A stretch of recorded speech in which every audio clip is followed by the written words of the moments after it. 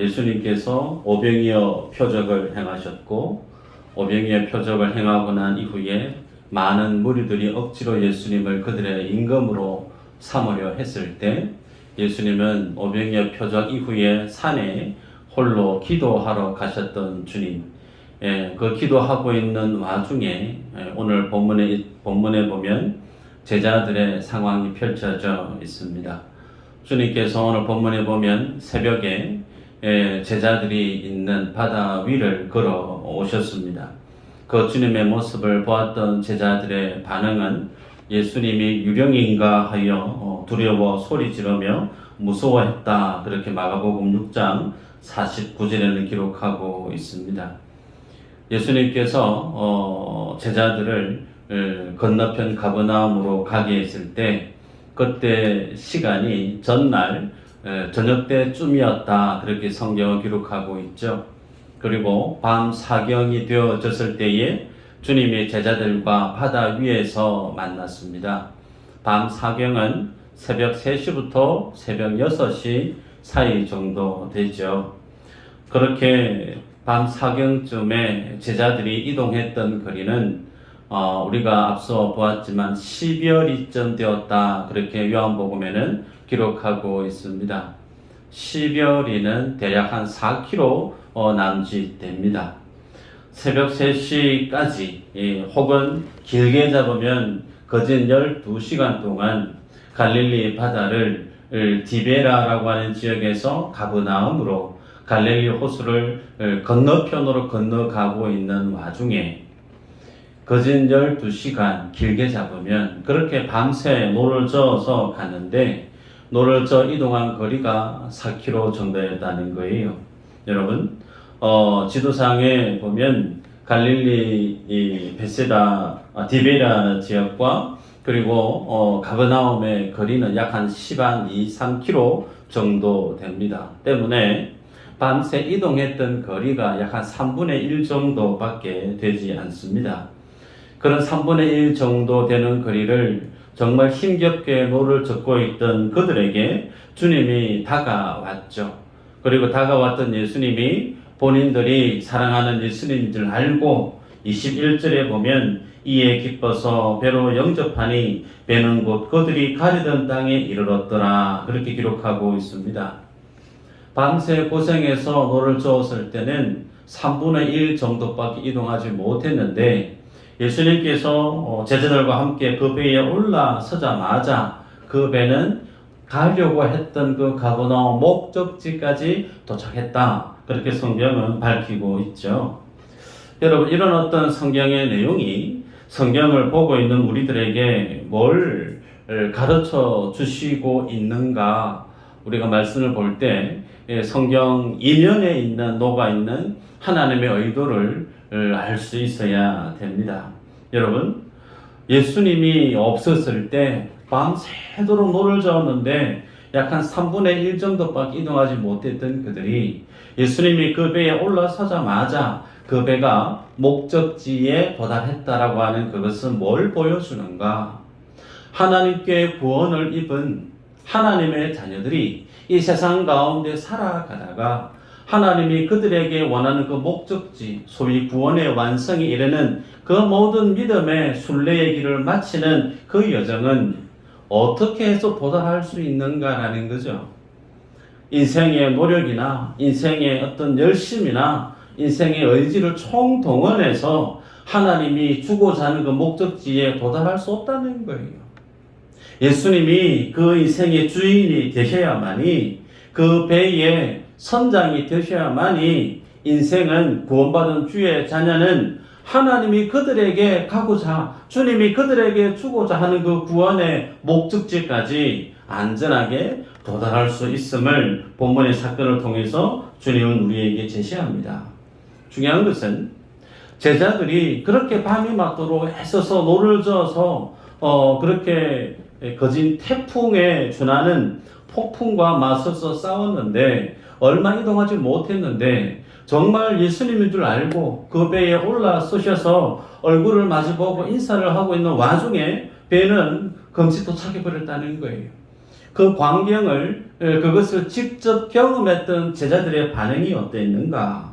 마가복음 6장 51절은 이렇게 공동 본문에 이렇게 기록합니다. 배에 올라 그들에게 가시니 바람이 그치는지라 제자들이 마음에 심히 놀라니. 예수님이 물리를 새벽에 걸어오시니까 유령인가?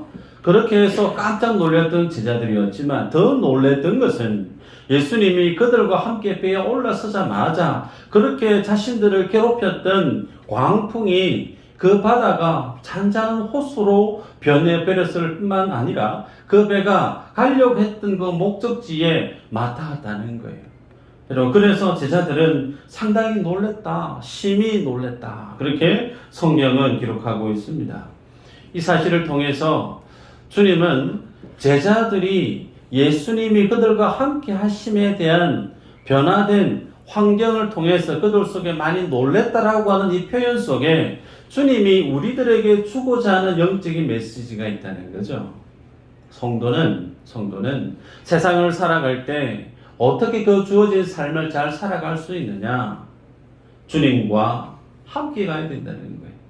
더 구체적으로는 예수님이 나를 바라보고 있고 나의 삶의 시선도 그 주님께 같이 맞닿아서 서로 마주보고 나와 예수님과 함께 시선을 맞닿아서 같이 걸어가는 인생이 그 믿음의 삶을 끝까지 완주할 수 있다라는 사실을 오늘 본문 속에서 우리에게 도전합니다.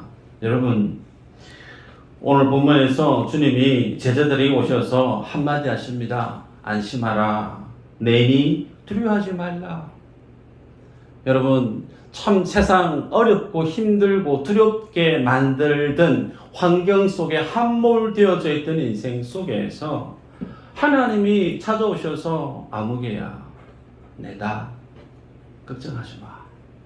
이 말씀이 들려지면 내가 서 있는 환경은 전혀 바뀐 것이 없다 손치더라도 그 주님이 주시는 그 한마디면 우리는 우리 마음속을 짓누르던 그 모든 두려움이 눈 녹듯 사라질 줄 믿습니다.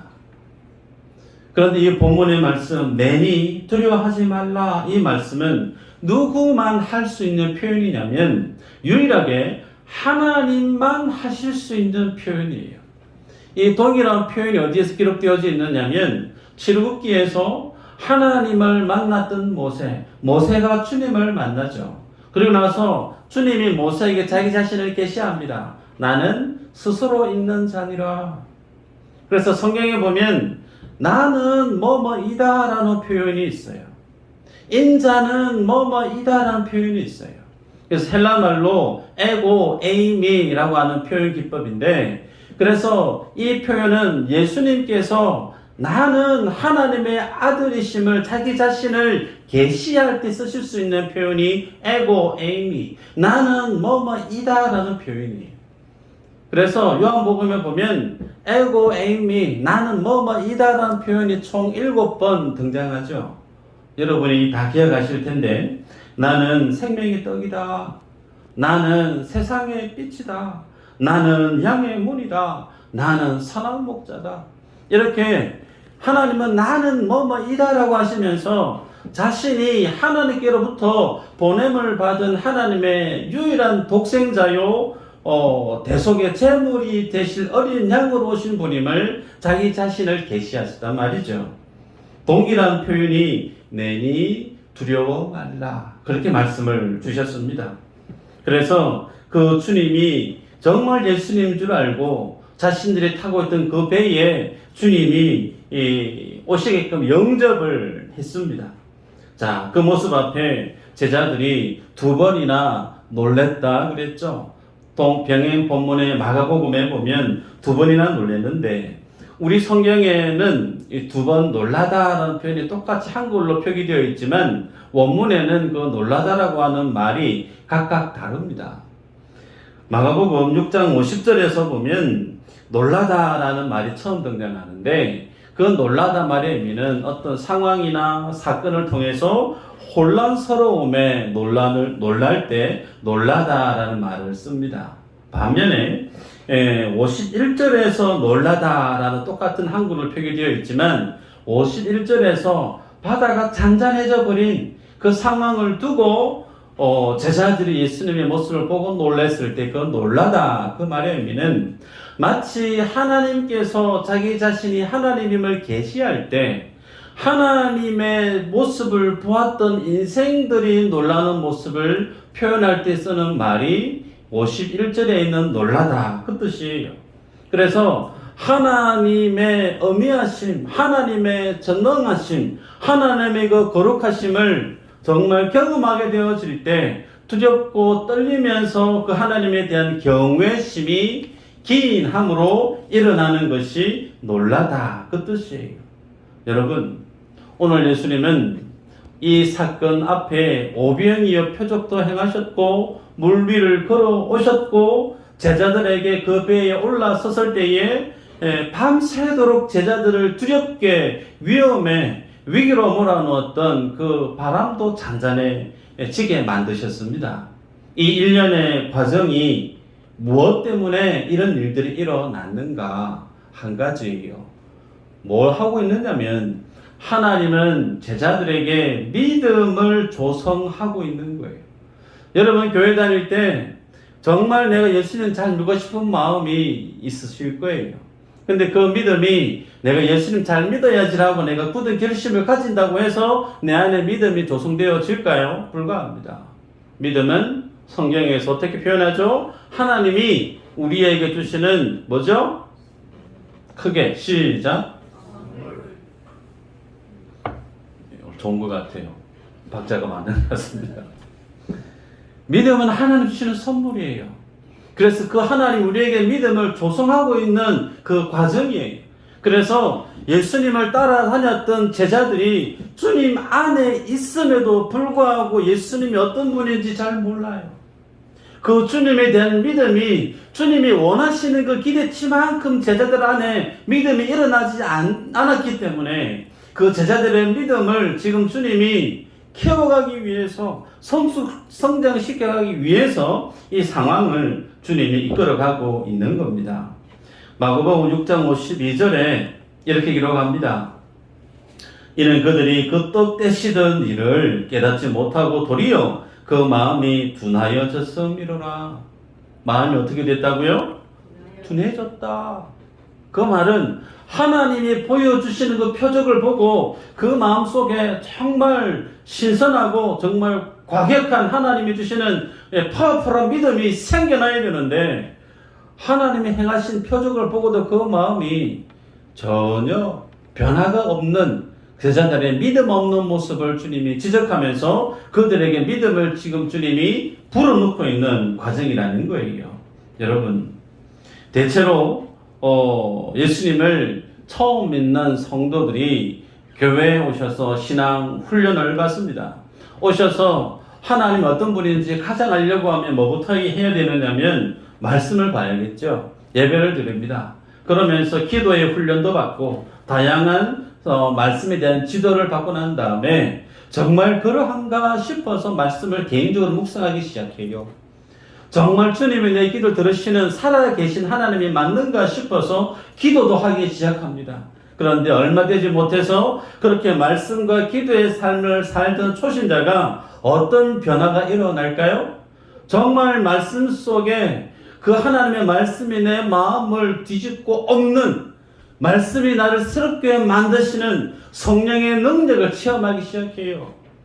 캄캄한 밤에 내가 부르짖어 기도하는데 어느 누가 내 가난 마음을 내 기도의 상황을 들어주신 이가 있을까? 정말 허공을 치는 소리를 외치는 것 같은 그런 부르짖음이지만 교회 신앙생활을 하면서 똑같이 내 마음을 토해내듯 기도했을 때 하나님이 그 기도를 들어주셔서 내 삶 속에 기도 응답을 펼쳐주실 때 어떨까요?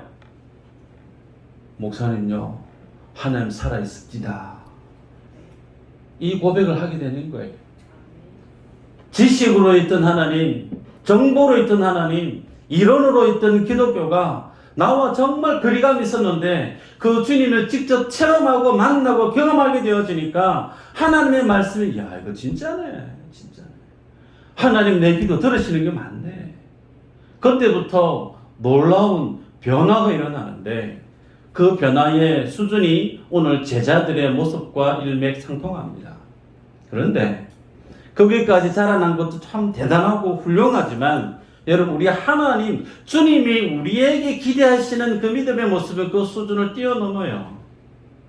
어디까지일까요?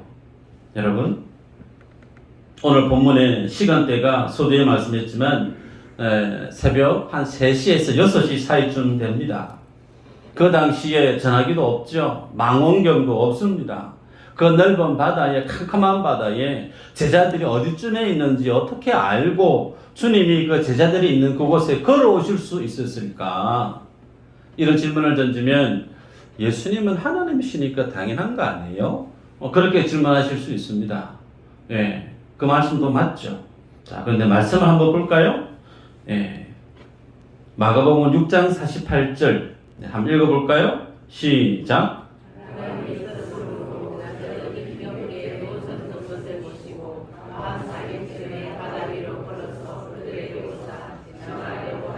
아멘. 자, 여기 보면 밤 사경점에 제자들이 힘겹게 놓아줬는 것을 뭐 했다고요? 보시고. 이 보다라고 하는 말의 시제가 분사형입니다. 그 말은 예수님이 지금 제자들과 멀리 떨어져서 산에서 기도하고 계신데 그 주님의 시선이 어디에 항상 고정되어 있었느냐면 제자들이 밤이 맞도록 노젓고 고생하고 있는 그 모습을 주님이 그냥 던져놓고 무심하게 그냥 눈 감고 계신 게 아니고 주님은 기도하시면서 제자들이 어떻게 살아가고 있는지 어떤 상황에 어떻게 대처하고 있는지 그 주님의 시선은 늘 고정되어져 있었다라는 걸 성경이 우리에게 보여줍니다. 여러분, 제자들은 그 폭풍, 광풍 속에서 살아남기 위해서 본인들이 가지고 있는 그 모든 뱃사공의 노하우를 다 총동원해서 그 뱃머리를 바람과 싸워서 이겨내서 이야, 내가 애써서 수고해서 이 폭풍 속에서도 우리가 침몰하지 않고 우리가 살아갈 수 있었다. 그러면서 정말 힘겹게 그 시간을 사투를 벌이며 살았을지 모르나 성경은 그들이 그 폭풍 속에서도 안전히 거할 수 있었던 배경이 이유가 어디에 있었다라고 밝히고 있느냐면 하나님의 시선이 그들과 함께하고 있었다라는 거예요. 더욱이 그들이 그렇게 광풍과 폭풍 가운데 밤에 어두운 그 태풍과 같은 바다 위에서 사투를 벌이는 동안 주님은 뭐 하셨죠? 바다가 아닌 산에서 기도하셨어요. 여러분, 예수님께서 복음서 가운데 기도하셨던 내용을 보시면서 바람을 잠잠케 하기 위해서 부르짖어 기도했더라 말씀 보신 적 있으세요? 예수님께서 죽은 나사로를 살려내실 때 밤이 맞도록 부르짖어 기도하였더라 표현이 있던가요? 없어요. 그냥 말씀하세요.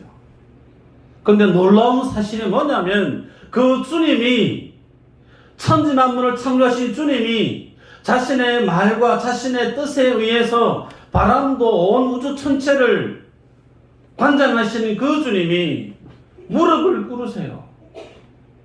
그 주님의 무릎을 꿇린 이가 누군가? 제자들이었다는 겁니다. 예수님 가슴 속에 가장 소중한 이로 자리해 있는 제자들을 위해서 전지전능하신 그 주님이 무릎을 꿇고 밤새 고생하고 있는 제자들을 향해 그 주님의 시선이 멈추지 않고 늘 주시하면서 주님의 마음이, 주님의 시선이 제자들과 함께 맞닿아 있다는 사실이 우리에게 얼마나 큰 위로가 되는지 몰라요. 여러분, 성경은 우리가 그 하나님의 시선을, 그 하나님의 사랑을 받고 있는 존재임을 성경이 우리에게 제시합니다. 그러게 여러분, 우리가 이 세상을 살아갈 때 폭풍과 같고 태풍과 같은 인생을 직면하게 되어질 때 우리가 그 상황을, 그 환경을 어떻게 쉽게 뛰어넘을 수 있는가 본문을 통해 깨달아야 되겠죠. 사도 바울이 얘기합니다. 고린도전서 10장 13절 이렇게 얘기하죠. 사람이 감당할 시험 밖에는 너희가 당한 것이 없나니 오직 하나님은 미쁘사 너희가 감당하지 못할 시험 당함을 허락하지 아니하시고 시험 당할 즈음에 또한 피할 길을 내사 너희로 능히 감당하게 하시느니라. 아멘. 우리 모임 중에 내 가정이, 내 인생이, 내 자녀와 내 삶의 형편이 어쩌면 벼랑 끝에 서 있는 것 같고 빛이 보이지 않는 어둠 속을 막 헤매는 것 같고 본문 속에 있는 것처럼 어두운 밤바다 가운데 내가 언제 어떻게 될지 몰라서 두려움 속에 있는 인생이 있을지 모르겠습니다. 여러분, 예수 믿는 삶은 시험이 없는 인생인가? 예수 믿는 삶은 고난이 없는 인생인가? 아니죠. 예수님 믿어도 시험 있어요. 예수님 믿어도 고난 있습니다. 그런데 그 시험과 고난을 어떤 사람이 통과할 수 있게 되어지는가? 능히 감당하게 하는 시험. 잘 보세요. 시험을 누가 준다고요? 주님이 주시고 있어요.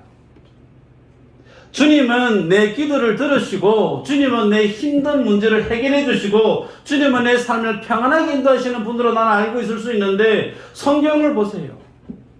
주님은 도리어 나를 태풍 가운데 밀어넣는 분이세요. 주님은 오히려 내 인생을 시험 가운데 던져 놓으시는 분이세요. 그런데 그 시험 속에 던지시는 그 주님이 나 몰라 하시는 게 아니라는 거예요. 시험 속에 던지셨다 손 치더라도 그 주님이 그 시험을 넉넉히 감당할 수 있게끔 만드시는 분 또한 하나님임을 성경은 우리에게 가르칩니다. 어떤 사람이 그 시험을 이겨낼 수 있는가? 주님이 지금 나를 바라보고 있다라는 사실을 아는 사람. 내가 지금 이 상황 속에 너무 힘들고 어렵고 고단하고 지쳐있는데 나 홀로 이렇게 세상 속에 턱하니 내버려진 것이 아니고 내 모든 상황을 주님이 지금 보고 있다. 거기 좀 더 나아가서 내 모든 이 상황을 하나님의 보좌 우편에서 주무시지도 아니하시는 그 주님이 나를 위해서 기도하고 있다. 기도하는 수준을 뛰어넘어서 그 주님 내가 서 있는 이 삶의 자리에 밤의 바다를 가로질러서 내가 서 있는 내 인생의 배 위에 올라서셔서 내 인생의 주인으로 내 인생의 선장으로 함께하기를 원하시는 그 믿음의 고백을 지니고 있는 그 인생 가운데 주님은 그 시험을 능히 감당케 하는 능력을 주시더라. 할렐루야. 이 믿음의 자리에 주님이 세우려고 이 믿음의 강한 하나님의 군사로 세우시려고 우리를 폭풍 가운데 밀어 넣으시고 그 폭풍 속에서 우리를 구원해 내시는 하나님이라는 사실이죠. 그러기에 여러분의 삶들 속에 고단함, 두려움, 어떤 폭풍과 같은 내 삶의 형편이 있을 때 당연히 어렵고 힘들고 괴롭지만 그 자리가 어떤 자리일까요? 한번 따라 하십시다. 하나님의 은혜를 경험하는 자리다. 하나님의 은혜를 경험하는 자리입니다. 두 번째, 오늘 본문을 통해서 풍랑을 이겨내는 법을 주님 우리에게 가르쳐 주시는데요. 주님의 제자들이 그 주님을 따라 나섰는데 주님께서 제자들을 재촉해서 가버나움으로 가라고 마치 등 떠밀어서 배에 실어서 보냈다라는 거죠. 그래서 폭풍이 있는 바다로 주님이 모셨습니다. 그래서 인생의 시련이나 인생의 폭풍을 누가 종용하시는가? 아이러니하게도 하나님이 우리를 그렇게 삶을 이끌어가고 계신 분이라는 거예요. 그런데 우리의 삶은 잔잔한 호수처럼 됐으면 좋겠다. 내 바람은 고생도 없고 고난도 없고 어려움도 없는 그런 삶이었으면 좋겠다. 우리의 바람이죠. 그런데 주님은 우리를 그렇게 이끌어 가시지 않는다라는 거예요. 우리를 그 험한 바다 위로 덩떠밀어서 내미시는 분이 주님이에요. 오늘 본문과 같은 배경이 구약에 있었습니다. 노아의 홍수 사건 여러분 다 아실 텐데요. 하나님의 심판이 정해졌고 그 심판 가운데 하나님이 노아에게 방주 만들어라 그렇게 말씀을 주셨죠. 배를 만듭니다. 그 배를 만들 때 그 배 안에 다양한 기구가 필요한데 반드시 있어야 되는 기구가 노아의 방주 안에 한 가지가 없어요. 뭘까요? 키가 없죠. 여러분 저도 배를 곧잘 몹니다. 조그만 배는 제가 모르는데 그 배에 반드시 필요한 게 키입니다. 가다가 암초나 바위나 혹은 바다 위에 떠다니는 큰 통나무나 그것을 피하지 않으면 부딪히면 배는 좌초할 수밖에 없습니다. 그래서 그 배에는 항상 키가 필요한데 방주 안에는 키가 없어요. 그 말의 의미는 뭘까요? 하나님이 그 배의 선장이 되겠다라는 뜻인과 동시에 그 배의 절대 안전은 누가 보장하고 있느냐? 하나님께서 보장하겠다라는 거예요. 키도 없는데 핸들도 없는데 어떻게 내 인생 불안해서 어떻게 살아가요? 우리는 그렇게 하나님에 대해서 모르니 하나님의 신실하심, 하나님의 전능하심을 모르니 내 손에 잡혀야만이 뭔가 안정감이 있고 내 눈에 보여야 뭔가 기대치가 있고 평안함이 있을 것 같은데 하나님은 그렇지 않다는 거죠. 내가 너의 산성이고 내가 너의 방패다. 내가 너와 함께 하겠다. 키 필요 없다. 주님이 그 배의 선장이 되셔서 우리 인생의 절대 안전을 주님이 보장하시겠다는 거예요. 그것은 어떻게 표현하고 있느냐면 노아가 방주를 만들 때 물이 새어들어오지 않게 만드는 게 있죠. 우리말에는 역청 그렇게 되어 있는데 코페르라고 하는 말입니다. 코페르. 그 역청이라고 하는 코페르 말 안에는 또 다른 뜻이 있죠. 값을 지불하다. 어떤 값일까요? 죄 지으면 죽어야 되는데 죽어야 되는 그 모든 죄의 값을 지불하는 것이 코페르라고 하는 말이에요. 그래서 그 배의 선장이 하나님이 되셔서 하나님이 다 진두지휘하겠다라는 거예요. 똑같은 케이스가 모세 갈대 상자에 놓입니다. 그 갈대 상자 나일강에 띄우죠. 거기에 뭘 바를까요? 물이 새들어지 못하도록 동일하게 코페르를 바릅니다. 역청을 발라요. 이후에 모세의 인생이 어떻게 바뀌죠? 내 뜻대로 내 마음대로 살던 그 인생이 주님 만나고 난 다음에 그의 뜻이 아닌 하나님의 뜻대로 출애굽을 하는 지도자로서의 삶을 충실히 살아가게 되죠. 무슨 뜻인가? 값을 지불한 인생들, 소위 죽어야 될 인생들인데 그 죽음의 길에서 그 죄의 모든 값을 하나님 다 지불을 해줘서 하나님의 은혜로 구원을 입은 인생들은 하나같이 어떤 삶을 살아야만 되느냐? 하나님의 뜻대로 살아야 된다는 거예요. 하나님이 그 인생 속에 원하는 그 인생이 된 하나님의 계획대로 사는 삶을 살게 된다는 거예요. 그래서 값을 지불하시는 주님의 모습이 오늘 본문에도 똑같이 그 길을 같이 하고 있습니다. 여러분 인생이 세상을 행복하게 사는 길이 내 생각대로 내 뜻대로 내가 원하는 대로 다 잘 되면 참 내 인생이 행복해질 것 같다 그렇게 여기실지 모르나 성경은 그렇지 않아요. 성경은 인생이 행복해지는 기쁨의 삶을 살아가는 그 비결이 어디에 있느냐면 하나님의 뜻대로 사는 데 있다라고 우리에게 말씀합니다. 그래서 주님 우리에게 얘기하죠. 수고하고 무거운 짐진 자들아 다 어떻게 해요? 내게로 오라. 내가 쉬게 하리라. 진리가 너희를 어떻게 하리라? 자유케 하리라.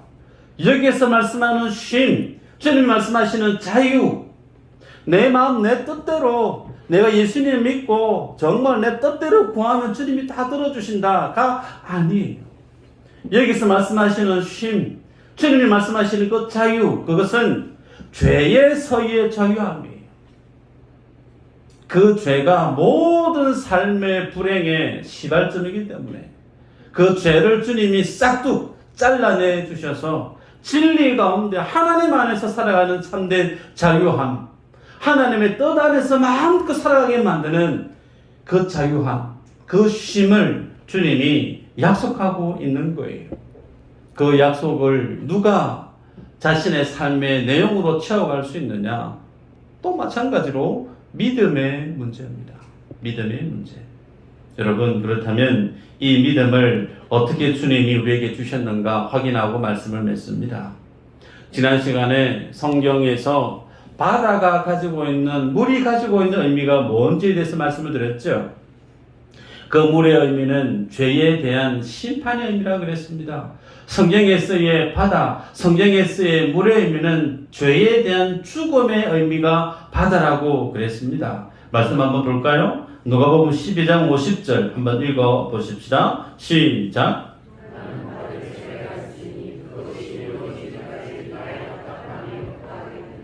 주님이 지금 내가 받을 세례가 있다 그렇게 말씀해요. 세례, 이미 예수님은 세례 요한에게 세례 받았습니다. 그런데 또다시 주님이 나 세례 받을 거 있다. 세례가 뭘 뜻할까요? 십자가 사건을 뜻합니다.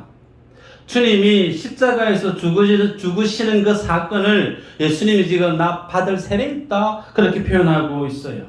또 한번 확인해 볼까요? 마태복음 12장 39절 40절 한번 볼까요? 시작. 표적을 구하나 선지자 요나의 표적밖에는 보일 표적이 없느니라. 요나가 밤낮 사흘 동안 큰 물고기 뱃속에 있었던 것 같이 인자도 밤낮 사흘 동안 땅 속에 있으리라. 예수님께 서기관과 바리새인들이 그러면 당신이 하나님의 아들이시면 표적 좀 보여주시소 그랬어요. 그때 주님 하시는 말씀이 너희가 표적을 구하나 요나의 표적을 내가 내게 너희들에게 보여줄 것밖에 없다. 그러면서 요나가 물에 빠집니다. 큰 물고기 뱃속에 들어갑니다. 그 큰 물고기 뱃속에서 요나가 어떻게 기도하냐면 그 자신의 상황을 스올이라고 표현해요. 엄부라고 표현합니다. 그렇게 3일을 고생을 하면서 회개 기도를 하죠. 마치 주님이 그 요나처럼 주님이 물속에 빠지겠다라는 거예요.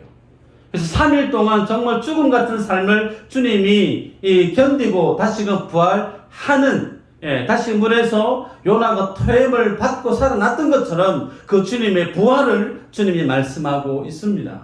여러분, 그래서 예수님은 그 물에 빠지는 것을, 물에 자신이 지금 서 있는 그것을 무엇으로 표현하고 있느냐면 내가 지금 그 모든 죄에 대한 값을 지불하고 있다는 거예요.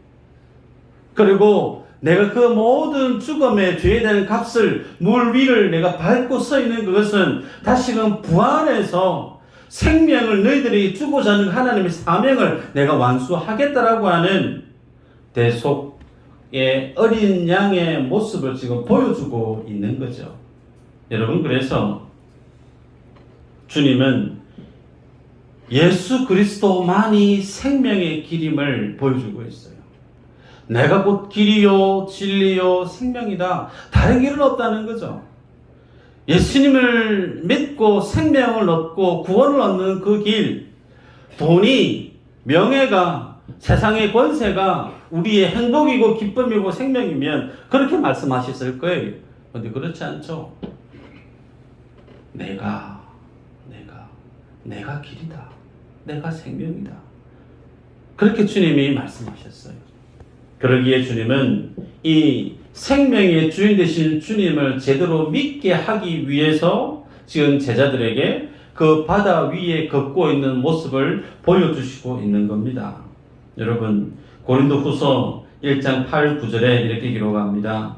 형제들아, 우리가 아시아에서 당한 환난을 너희가 모르기를 원하지 아니하노니 힘에 겹도록 심한 고난을 당하여 살 소망까지 끊어지고 우리는 우리 자신이 사형 선고를 받은 줄 알았으니 이는 우리로 자기를 의지하지 말고 오직 죽은 자를 다시 살리시는 하나님만 의지하게 하심이라. 사도 바울이 그가 복음 전하면서 당한 고난을 설명하고 있죠. 왜? 고백을 보면 이미 사형 선고 받았다. 사형 선고 받았다. 죽을 날이 가까워 왔다. 여러분, 내가 내일 죽게 되었는데 내 생명이 내일 죽음에 떨어질 그 인생이 좀 부자로 좀 살아봤으면 좋겠다. 원이 없겠다. 그 마음이 있을까? 내일 내 목이 뚝 떨어지게 되었는데 그래도 내가 세계 일주를 좀 해야 되는데 내가 그래도 좀 성진해서 좀 어느 자리 좀 앉아봐야 되는데 그런 마음이 있을까? 없어요. 내일 내 삶이 끝나는 인생에게 세상이 그 모든 좋다고 하는 것들 무슨 의미가 있어요? 그 자리에 서게 되어지면 딱 한 가지입니다. 죽은 자를 다시 살려내셨던 예수 그리스도 그 주님을 의지하는 것 외에 없어요. 네. 그 자리에 오직 예수님만을 바라보며 세상을 살게 만드는 그 일, 그 믿음의 자리에 세워가기 위해서 주님이 오늘 본문의 상황을 연출하셨다는 겁니다. 통영에 제가 있으면서 간혹 TV를 보면 인상에 깊은 장면이 기억나요. 참돔, 감성돔 혹은 뭡니까 우럭, 양식 하시는 분들이 있잖아요. 그 양식을 고기를 다 이제 출하하는데 고기만 담아가지고 물차에 실으는 게 아니고요. 그 물차에 걔네들을 옮겨 실으면서 걔네들을 잡아먹는 천적의 물고기도 같이 넣더라고요. 그래서 제가 저기 들어가면 우럭이 다 죽는 거 아닌가 싶은데 안 죽는데요. 왜 안 죽을까요? 무서워가지고 이동하면서 쟤네한테 내가 잡히면 안 되겠다 싶어서 쫄아가지고 걔 피해 다니느라 차 멀미를 안 하는 거예요. 그러면서 생존율이 더 높다는 거예요. 제가 그 모습을 들으면서 참 놀랐습니다. 하나님이 우리를 저렇게 인도하신다. 우리가 하나님 앞에 알아서 무릎 꿇을 수 있는 인생이 없어요. 그죠? 내가 알아서 충성할 수 있는 믿음 이렇게 훌륭한 사람이 없어요. 하나님께서 우리를 무릎을 치십니다. 마치 야곱의 환도뼈를 치시는 것처럼 그렇게 하나님 우리를 하나님의 자녀로 만들어 가시는 거예요. 그래야만 우리가 어떻게 해요? 태풍과 같은 폭풍과 같은 세상 속에 하나님을 의지하는 단단한 믿음으로 세상을 맞서 싸워 이길 수가 있는 거예요. 이 믿음의 거부로 다 주님 앞에 세워지기 주의 이름으로 축복합니다. 기도합니다.